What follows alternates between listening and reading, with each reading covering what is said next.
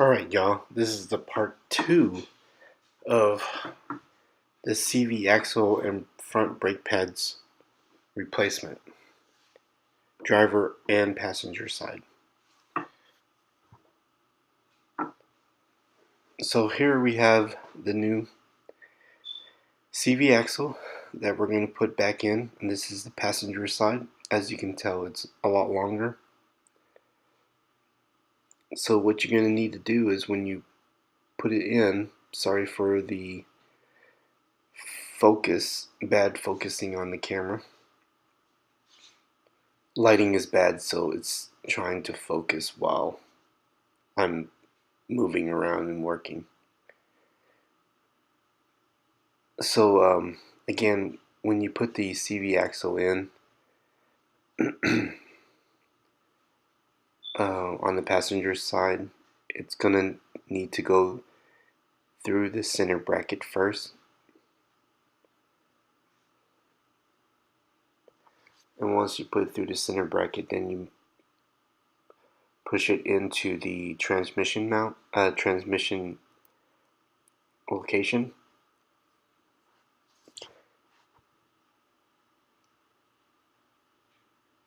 And then it should pop into place.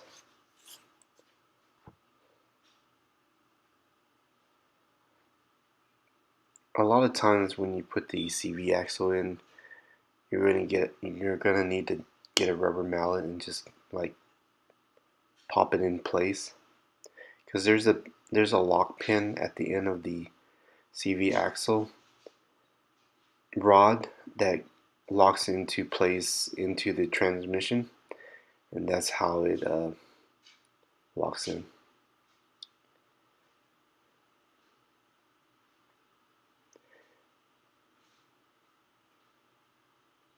So I'm putting the CV axle through the knuckle, through the wheel bearing, and then putting the nut on there so it can stay in place.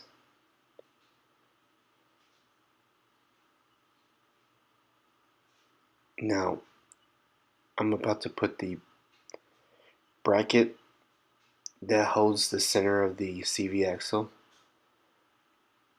I showed it to you during removal, and there's two 13mm bolts that holds onto it. Once you put this bracket on, it actually holds the rod of the CV axle into place.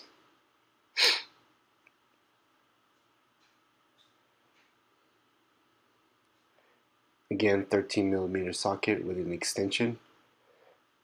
First you want to turn it by hand. Put the bolt in and then turn it by hand. And get the second one. Put it in and turn it by hand. Once you get that in there, you either use a power tool or just a socket wrench and tighten it up. And it just needs to be hand tight. It really don't need to be torqued that tight.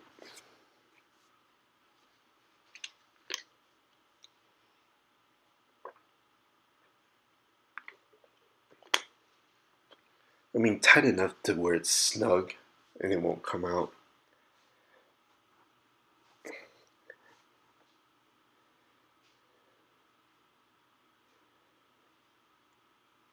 If anything, if you're asking about torque spec on that, I would say between 20 to 32 foot-pound, I would say. Any more than that will probably snap that bolt, and you don't want that.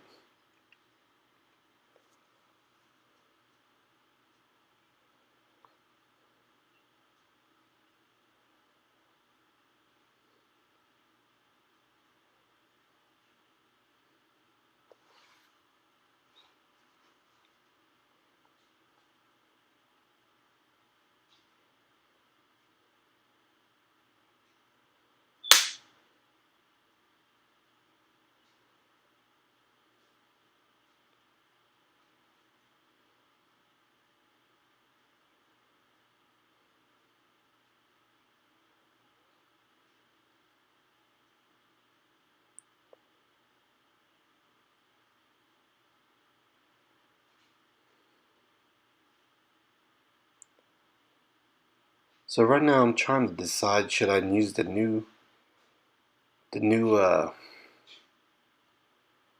nut for the center axle, or should I use the old one? I've decided I'm going to use the old one because the new one is too thick.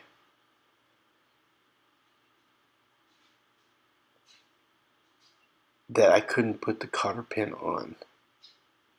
So I put the old one back on so I can use the cotter pin.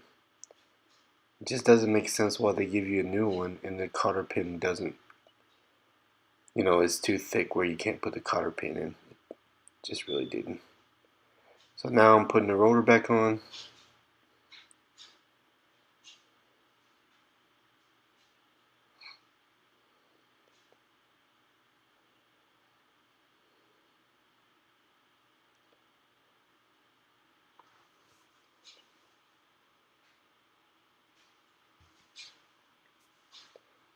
Getting everything organized, getting ready to put the brake calipers back on. So first I'm putting the brake bracket on. It's a 219mm that goes in the back of it. Adjust the camera, of course, so you can see a lot better, closer. No, don't know about better, but at least a closer view.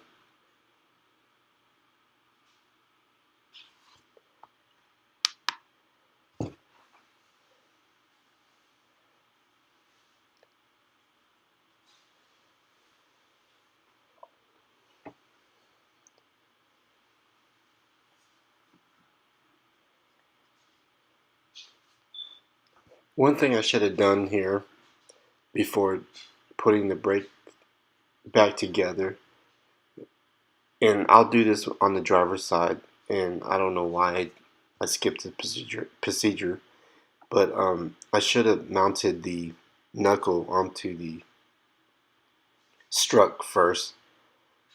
That way it's raised up higher. But of course I did it at the end. But I caught myself on the driver's side, and I put those on first before continuing on to the brakes. It makes it a lot easier, of course. But there's no better way of doing anything. So, it didn't make it any difficult. It could have made it a little easier, but, this, without being said, that's something I should have done first.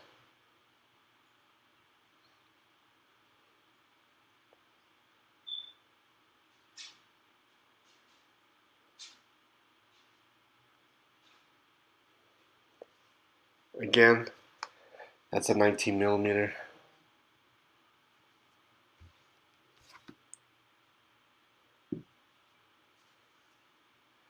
Torque specs on those should be about between 23 to 35 foot-pounds.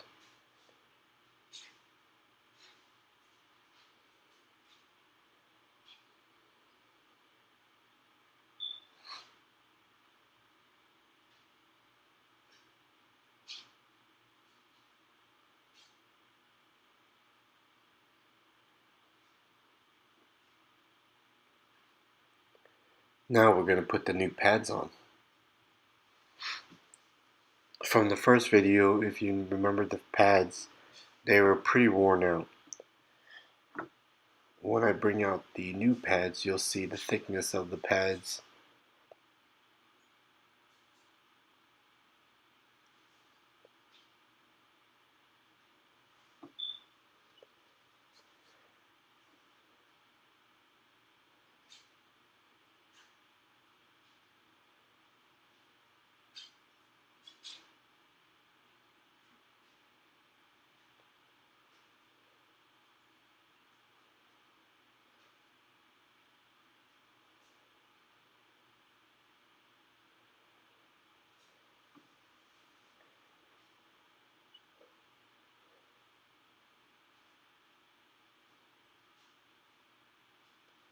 When when installing new pads, there's some lubricant that goes on the back pads where the brake cylinder presses against it. So don't forget that.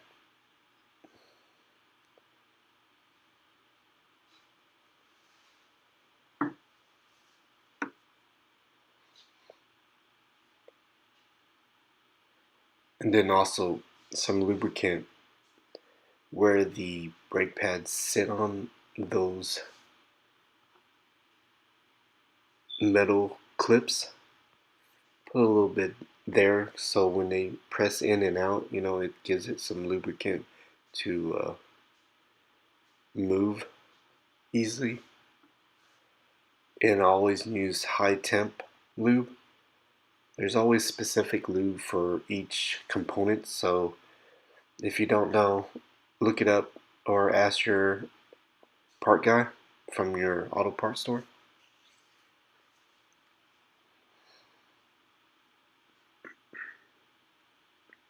Putting the brake calipers back on. Remember at the first video I pressed in the brake cylinder, so it makes it easier to fit the brake calipers back on to the new pads. Now I'm putting the 14mm, two 14mm bolts onto it.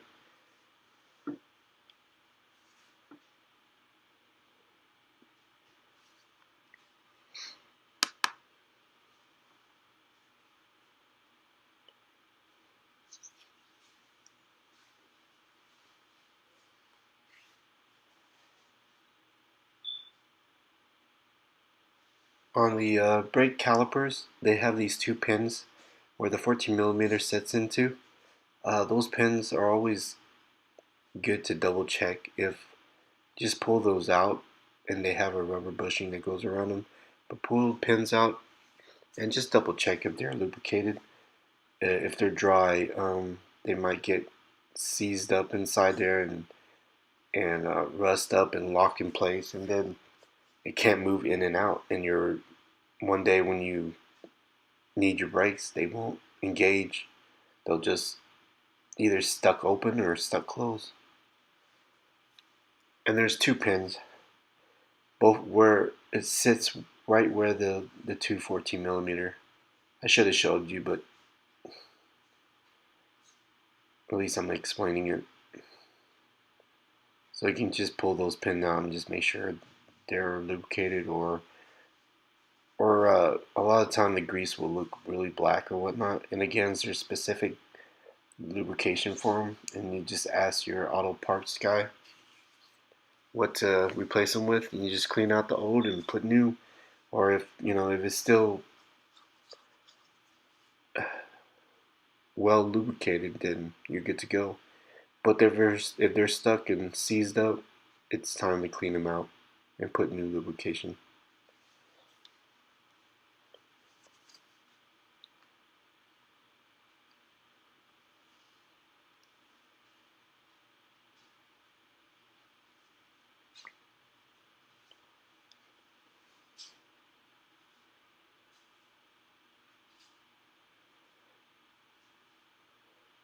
I'm putting the ABS cable back in place.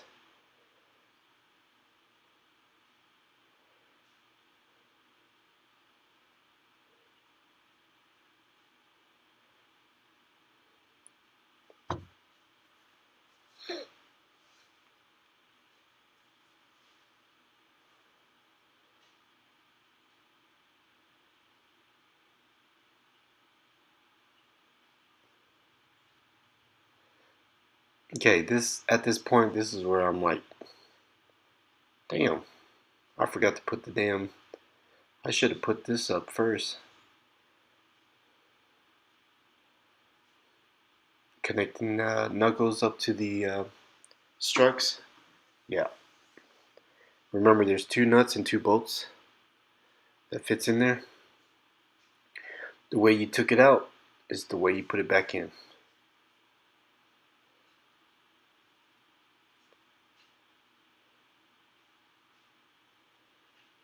Note to yourself, Also, when doing this project,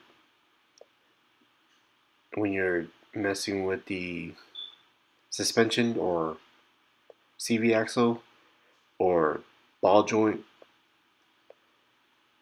after all the job is completed, note to yourself you're going to need an alignment. Your alignment will be off. Maybe not by a lot, but it will be off enough where you will feel it.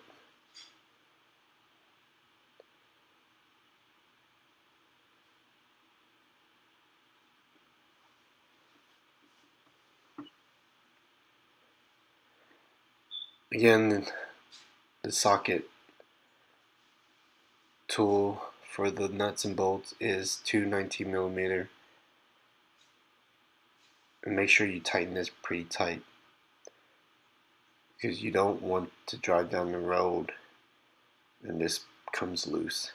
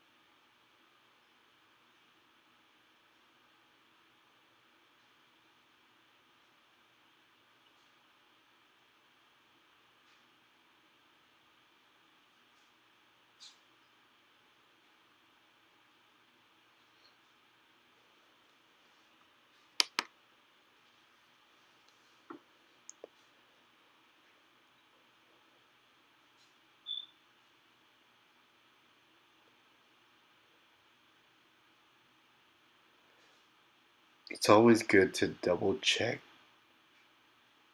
your bolts, make sure everything is tight.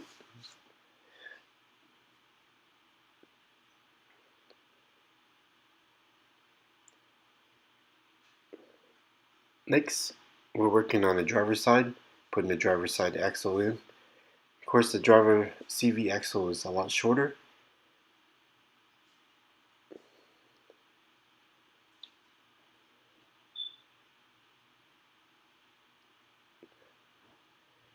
Make sure you put the rod into place where the transmission is.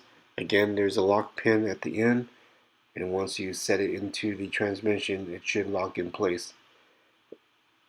And at this point, a lot of times in this situation, you will need to get a rubber mallet and pop it into place, or you get a really big hammer, put a block of wood at the end of it, and just pound it.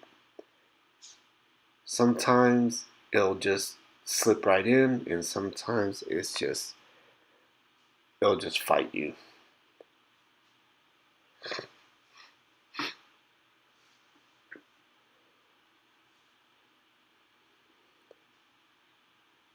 Alright, this is where I'm talking about I do it the right way this time, where I connect the knuckle to the struts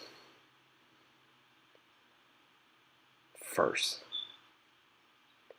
There's not really a right way of doing it, or what goes first and what goes last, but again, it does make the job a little easier.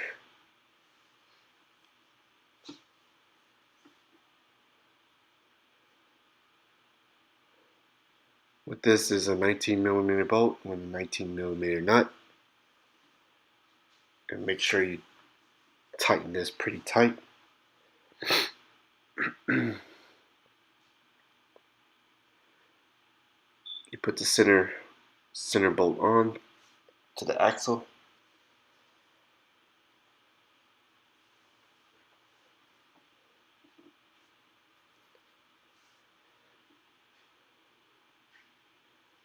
I also wanted to note that while working on this type of job, you see the dust cover that goes behind the brake rotors, it's exposed right there.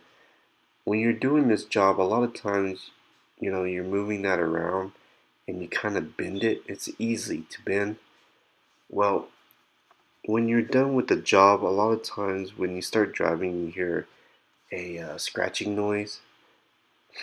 It's because of that dust cover right there is bent and it's rubbing against the rotors. So don't freak out. What you're gonna need to do is either jack the car up and go underneath the car and just bend it back where it's not rubbing against the rotors, or just take the wheel off and just kind of like just pry it back, and then you'll be good to go. For me, it's 80% of the time it always happens to me.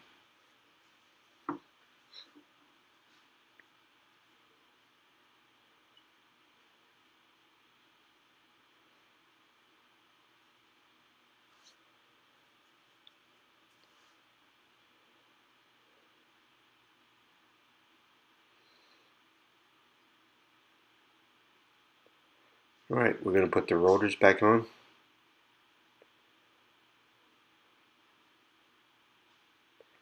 Put the brake mount.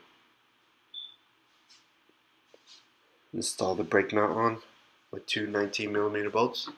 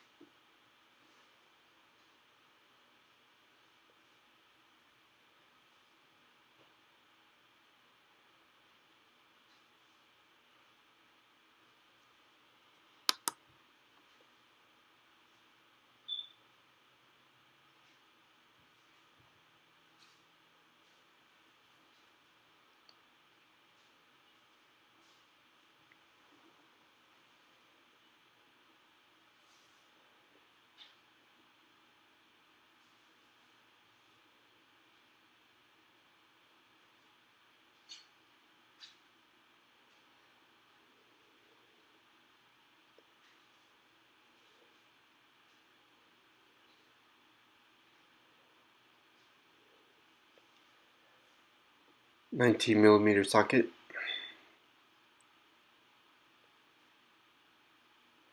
or whatever tools you have that's a 19mm.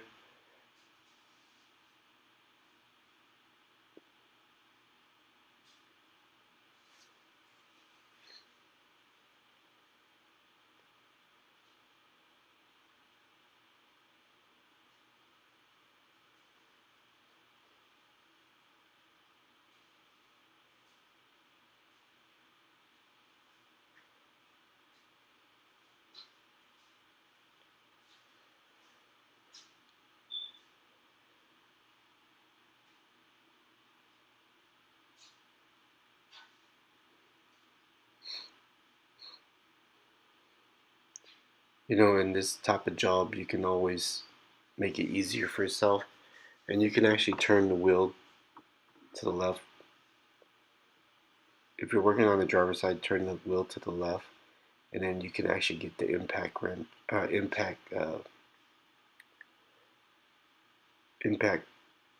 in there, and then just impact everything either loose or on.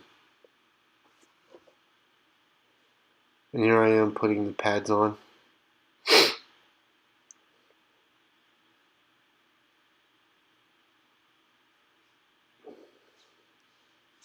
It's always difficult to put the pads on the back side because you can't see back there.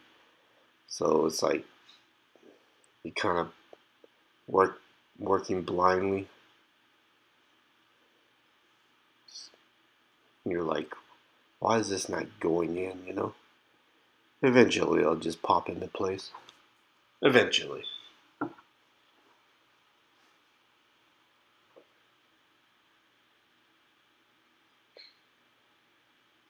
And again, don't forget about the grease or lubrication that goes in the back of the brake pads, because the brake cylinder is going to rub against it and press. And then lubricate where the brake pads are on the on those clips, metal clips of the bracket. Now we're putting the caliper back on, 14 millimeter, top and bottom.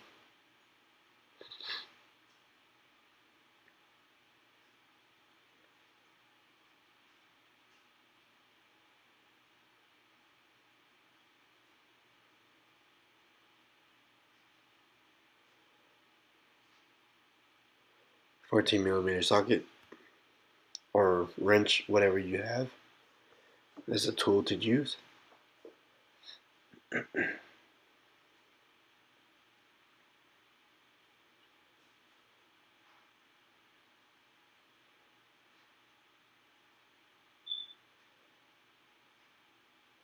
And then put the ABS cables back in place, because you don't want that dangling everywhere and then get cut.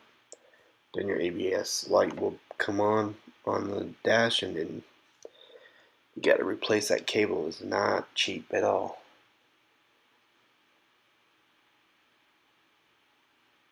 So just a note, I'm not sure if or if I'm going to show in this video, but I'm going to tighten these center bolts where of the axle when the wheel is on the ground, and I'm going to torque it. And they're usually torqued by like 120 or 100,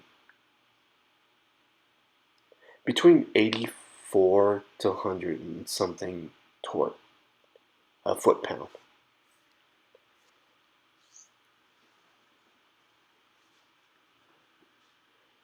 Right now I'm just showing you me putting back the cover and the cotter pin, but I don't think I'm showing the video that I torqued the center bolts on.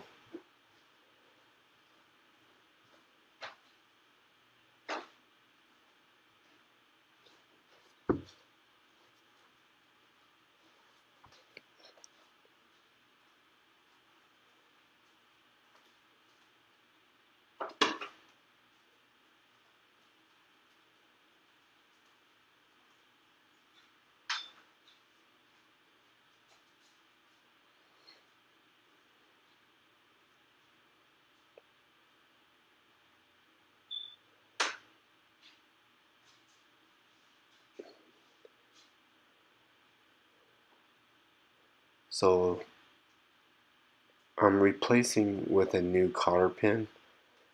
When you're doing a lot of these jobs, you always get a kit where you have a lot of different size cotter pins, new ones, so you can just replace them. Because the old ones, once you pull them out or whatever, they're all bent up and or broken.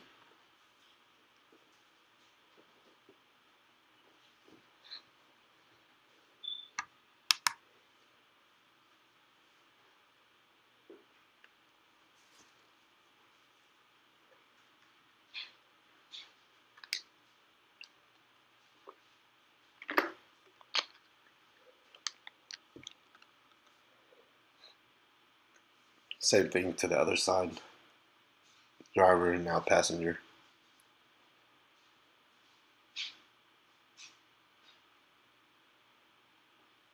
Once you put the cotter pin, just kind of bend it, that's all.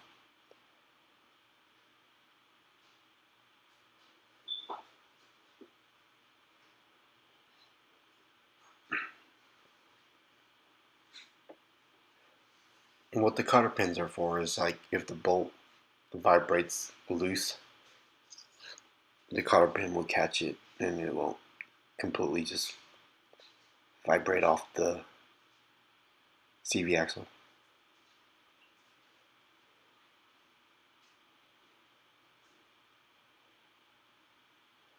Alright, so now I'm just putting the wheels back on, putting the lug nut back on.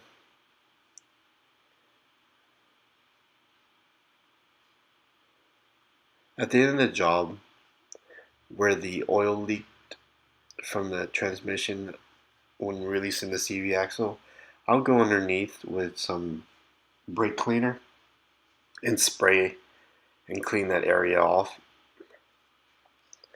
And then test drive the vehicle and then jack it back up and make sure that, nothing's leaking from that area.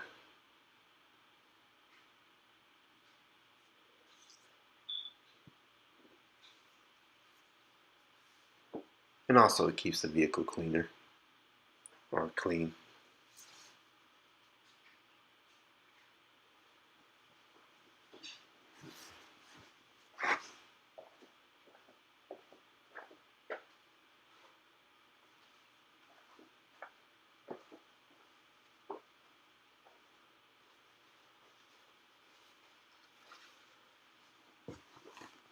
Putting the wheel on the driver's side now.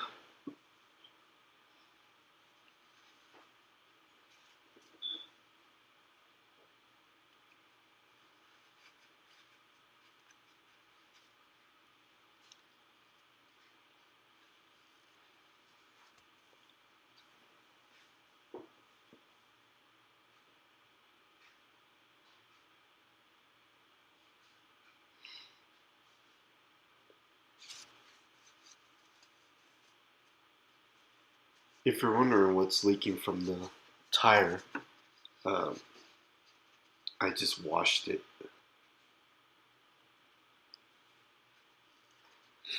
Because when your CV boot rips and grease flies everywhere, wheel is spinning, your CV axle is spinning, grease is just spinning, flying all over the place. So you got grease just all over the rim, all over the wheels, all over the brakes.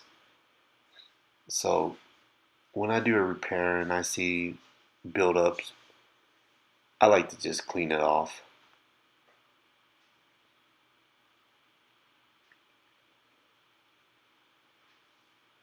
Now I'm just lowering the vehicle, pull the jack stands out.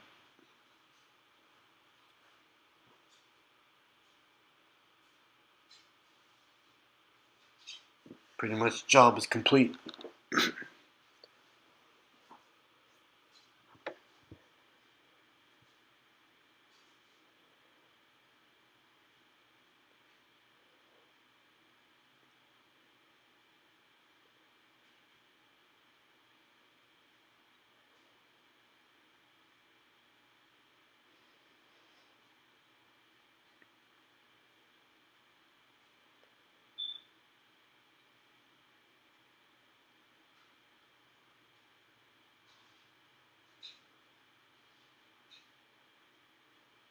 Torquing the wheels, lug nut down, 80 foot-pound. Couldn't really see it there, but don't forget star pattern. Sometimes I forget, but it's not the end of the world. At least it's torqued now.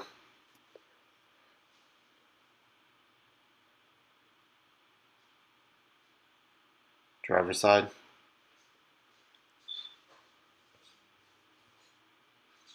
Torque spec, 80 foot-pound.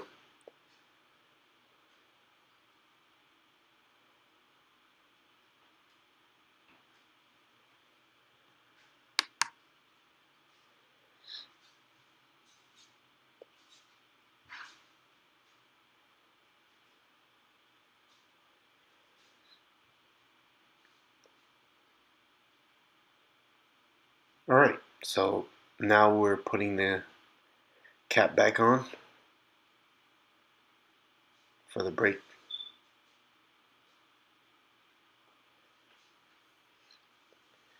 And before you complete everything and everything's done, if y'all remember, transmission fluid drained out. Not a lot, but I would say for both sides about a quart drained out. So what we need to do is put transmission fluid back in that was removed. And because this is a Nissan and this Rogue has a CVT transmission, it needs a specific transmission fluid. So you have to put CVT transmission fluid in there. Don't put nothing else. CVT. Once you put that in there, then we check the level. Level checks out good. Job's complete.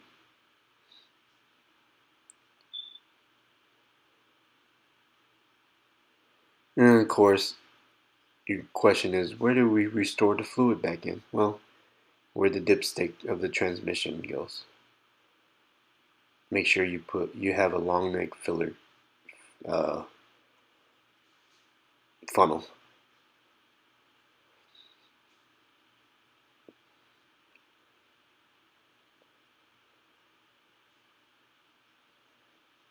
And there you have it. Level's good. Thanks. Subscribe and like the video. Any questions or any comments, put it at the below. Thank you.